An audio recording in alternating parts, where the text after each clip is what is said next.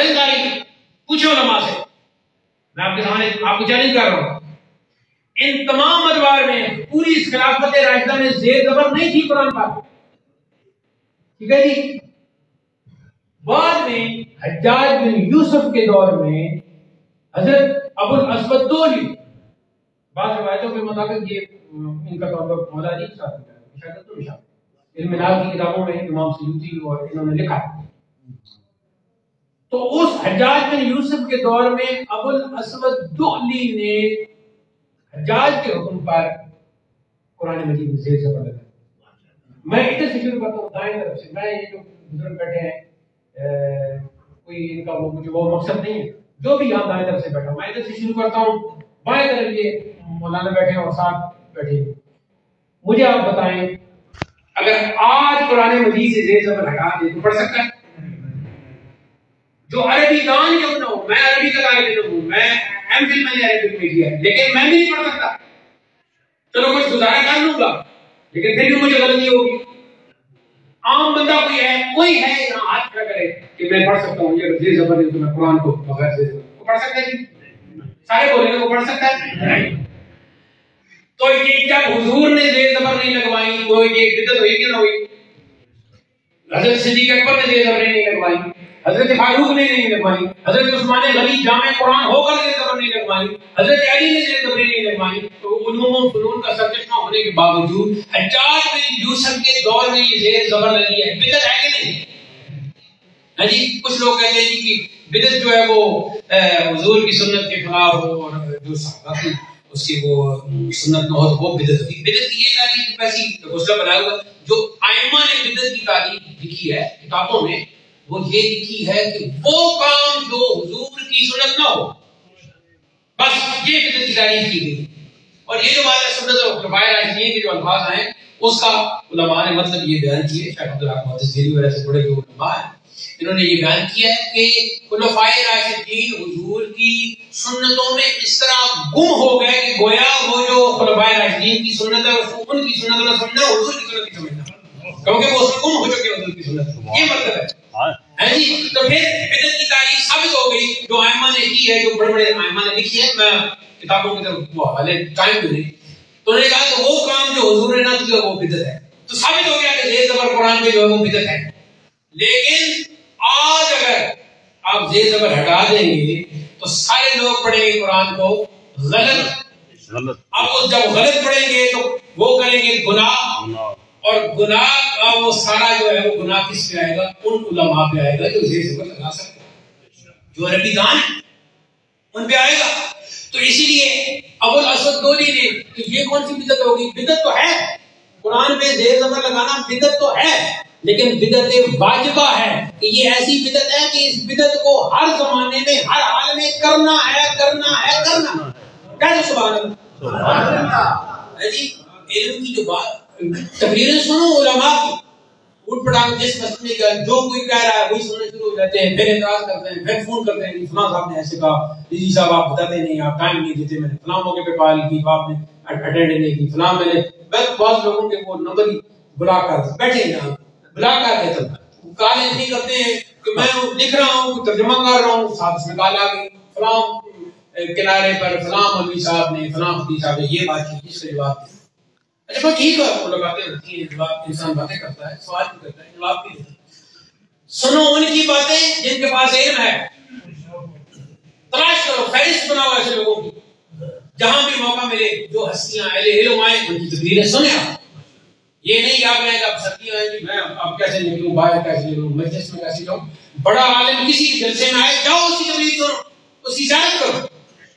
علماء فرماتے ہیں، مشائخ فرماتے ہیں کہ عالم کی صرف زیارت کرنے سے بھی فائدہ ہوتا ہے.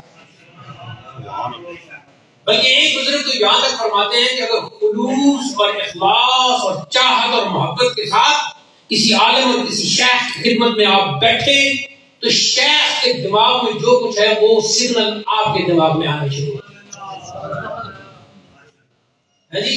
ہمارے تو بزرگ مشائخ کے پاس بیٹھے ہیں، ظاہری طور پر کوئی اتنا بڑا بھی نہیں، لیکن وہ باتیں اپنے ذہن میں ڈالی ہوئی ہیں کہ ان پر پوری پوری کتابیں لکھی جا سکتی ہیں.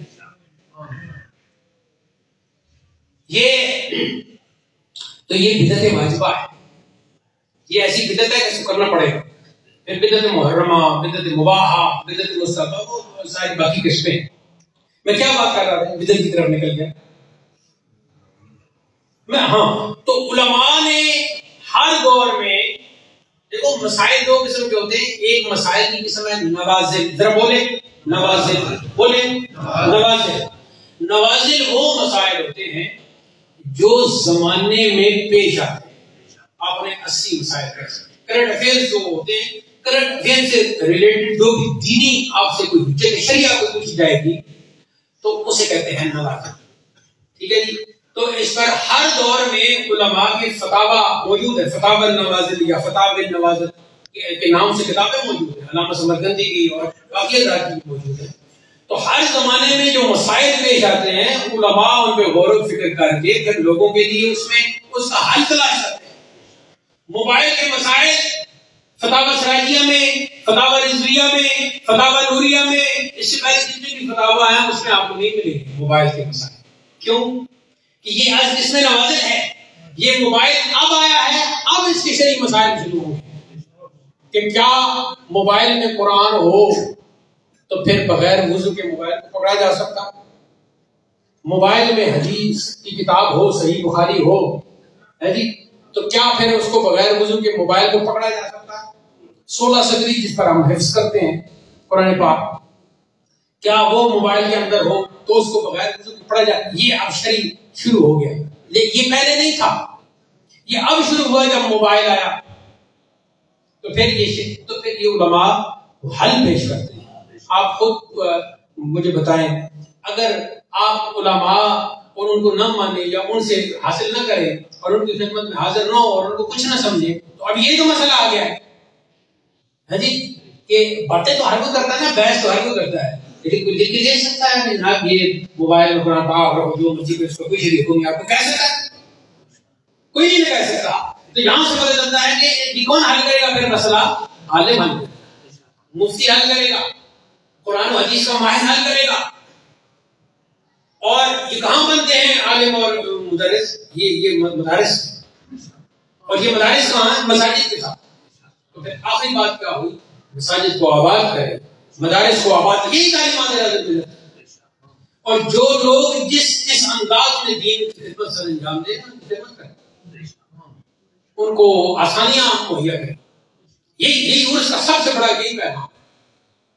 اب تو حالت ایسی ہوتی جا رہی ہے کہ چلو یہ تو دیوان امام شافعی ہے، یہ تو ٹھیک ہے عربی میں، اچھا اس کا بھی ترجمہ ساتھ لکھا ہوا ہے لیکن وہ پرانی اردو ہے تو مشکل ہے. یہ تو اردو میں ہے لیکن اس کو پڑھنے والے بھی نہیں. ایک پیرا ٹھیک سے نہیں پڑھ سکتے لوگ. ادھر سے کہا کہ وہ جو میں بی ایس سی اور میں بی اور میں فلاں اور میں فلاں، اور دینی کتاب کا ایک صفحہ بھی نہیں پڑھ سکتے. علماء سے جڑ جائیں، علماء کی کتابیں پڑھیں، مشائخ کی کتابیں پڑھیں. پچھلے دنوں ایک صاحب مجھے کہنے لگے کہ میں تو جو مولوی حضرات کی تقریریں بھی مجھے اچھی نہیں لگتی اور براہ راست میں جس میں نہیں جاتا، میں یوٹیوب پر اور فیس بک پر بھی سننے کی کوشش کرتا ہوں، وہاں بھی مجھے وہ اچھی نہیں لگتی. تو یہ میرا ایک جنون جو ہے پرابلم ہے. تو یہ آپ سب میں نے انہیں ایک ہی جواب دیا، مشائخ کی کتابیں پڑھی اردو میں، کشف الماجور اردو میں، نفحات الانس جامع کی اردو میں، عوارف اور معارف شیخ سہروردی کی اردو. یہ ساری کتابیں اردو میں پڑھی ہیں. سب کو چھوڑ دیں، ان کتابوں کو پڑھنا شروع کریں. تو پھر کہنے لگے کہ مجھے تو میں نے کچھ کتابیں میں نے پڑھی ہیں لیکن مجھے وہاں سمجھ نہیں آتی، کیونکہ جہاں بھی سمجھ نہ آئے قریب کے عالم کے پاس بات پھر ادھر ہی جائے گی. لیکن فی الحال اگر آپ کا دل نہیں کر رہا ان کی گفتگو سننے کا تو کتابیں پڑھیں، تفسیر پڑھیں، حدیث پڑھیں اور جہاں سے سمجھ نہ آئے علماء سے رابطہ کریں. خود بخود آپ کا تعلق جڑتا جائے گا. تو وہ کہنے لگے کہ آپ نے ویسے بڑی چالاکی کے ساتھ جوڑ دیا ہے اور یہ پوائنٹ تو ہے. یہ تو انہوں نے تسلیم کیا میری اس بات. میں نے کہا جی اگر آپ کے اندر اہلیت اور استعداد اور صلاحیت موجود ہے اور آپ ذہین ہیں کہ کتابیں پڑھ سکتے ہیں تو پڑھیں، نہیں پڑھ سکتے تو پھر آپ جہاں جہاں بھی آپ کو کوئی اشکال کوئی بات سمجھ نہیں آتی تو جو قریب آپ کے عالم ہیں ان سے رابطہ کریں. ٹھیک ہے جی. اچھا کچھ عالم ایسے ہوتے ہیں کہ وہ اس میں حفظ ما تقدم کے طور پر ڈرتے ہیں، کہتے ہیں کہ تو وہ آگے بڑھانا بنا. لیکن کچھ ایسے ہوتے ہیں، ایسے میں نے دیکھے ہیں، اب اگر سے کم رہے ہوئے، تو وہ اس انتظار میں بیٹھے ہوتے ہیں کوئی کتاب لے کے گوائے، کوئی بیٹھے ہمارے سامنے، ٹھیک ہے جی، ہم اسے پھر شرح کر کے بتائیں گے، تشریح کر کے بتائیں گے، ترجمے کر کے بتائیں گے. ایسے ہیں. ایسے ایک بزرگ تھے، فوت ہو گئے اگر شہر میں ہوتے تھے، میں ان کا نام نہیں لینا چاہوں گا کیونکہ پھر آگے پیچھے وہ رشتہ داریاں بھی ہوتی ہیں. تو ایک نماز جنازہ میں ہم حاضر ہوئے، تو نماز جنازہ کا ان کا ٹھہرو میں ایک گل کر سکتا، ایک گل سنے ہو.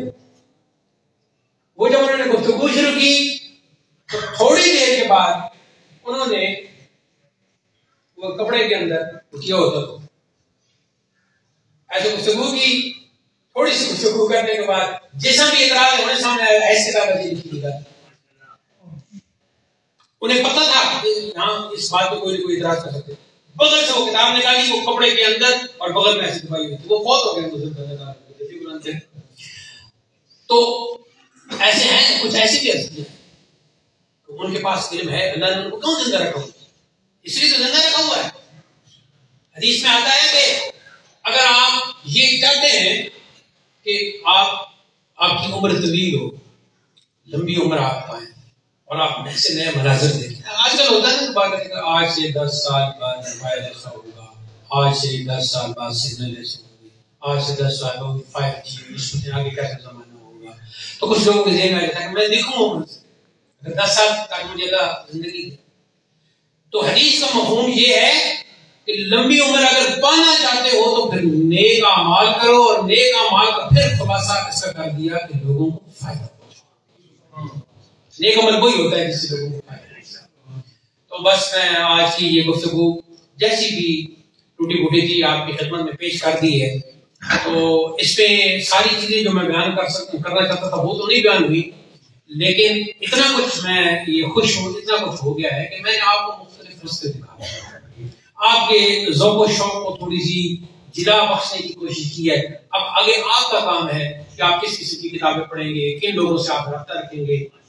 اور دعا فرمائے اللہ تعالیٰ مجھے صحت دے اور ہمت دے کہ جو حضرت کے مسودات باقی ہیں میں ان کو ترتیب دے کر شائع کر کے اپنی ذمہ داری سے ادبرا ہو سکوں. میں سب کے سامنے کہہ رہا ہوں کہ اپنی پوری جو میری توجہ ہے وہ ساری ان مسودات کی طرف رہتی ہے، کیونکہ بار بار حضرت نے مجھے حکم فرمایا تھا. اس لیے پھر میں نے خطابات کا سلسلہ بھی ایک عرصے سے رکا ہوا ہے. مجالس میں تو خیر پہلے بھی کم ہی جاتا تھا کیونکہ وہی میرے وہ ذوق کے مطابق چونکہ وہ سلسلہ نہیں ہوتا، تو پھر میں کہتا ہوں کہ خواہ مخواہ کسی پر اعتراض کرنے کے بجائے انسان کو چاہیے کہ ذرا پیچھے ہے. تو خود تبلیغ کرنے کے حوالے سے بھی یہی وجہ تھی.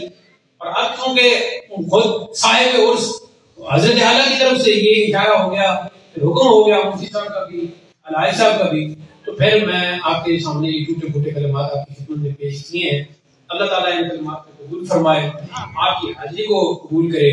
تو مناسب یہی ہے کہ نماز سے پہلے اذان سے پہلے ہی شجرہ بھی ہو جائے اور سلام بھی پڑھا جائے اور دعا بھی ہو جائے، پھر اس کے بعد اذان سنت ہے اور نماز پڑھ کے پھر جگہ تقسیم ہو جائے. واخر دعوانا الحمدللہ. آپ کی اجازت سے اذان پہلے دے دیتے ہیں پھر درود و سلام پڑھیں. ہاں ایسا کریں.